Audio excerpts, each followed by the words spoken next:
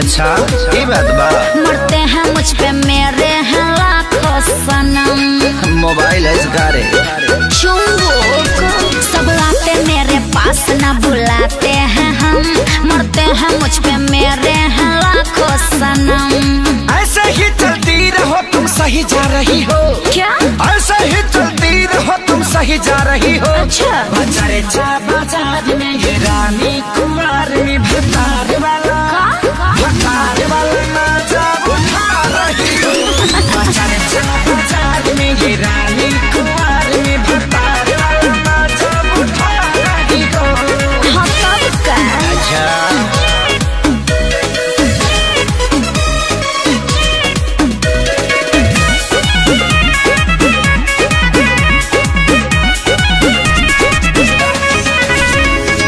सबके समझिले मोडया मिजाज हो।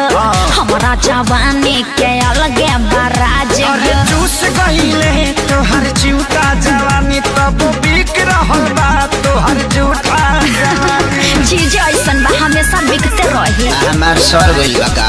सबके समझिले मोडया मिजाज हो।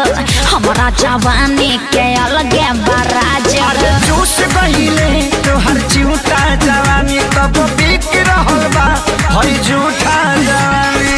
धीरे धीरे ट्रैक पे तुम अब आ रही हो। हाँ धीरे धीरे ट्रैक पे तुम अब आ रही हो।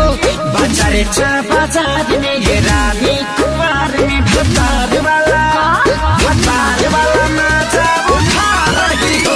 बाजारे चा बाजार में ये रानी कुमार में भतार वाला नाचा उठा रही हो। अरे टाइम बा उठावे दा। कातना ले उठाइबू आ कातना लोग के उठाइबू।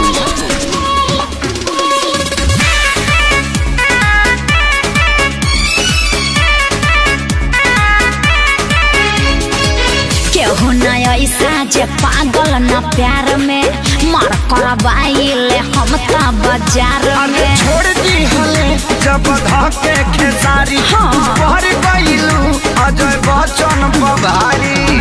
अरे हम सब पे भारी पड़ जाने। आदमी है कि भैंस रे। केहू न ऐसा जे पागल न प्यार में मार करवाइले हम ता बाजार अरे में। छोड़ दी हले जब धके खेसारी का? भर गइलू अजय बच्चन बभारी।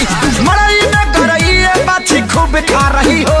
अच्छा मड़ई में गरइए बाछी खूब खा रही हो। ओके बाजारे चा बाजार में ये रानी कुमार में भतार वाला नाचा उठा रही हो। पक्का बाजारे चा बाजार में ये रानी कुमार में भतार वाला नाचा उठा रही हो।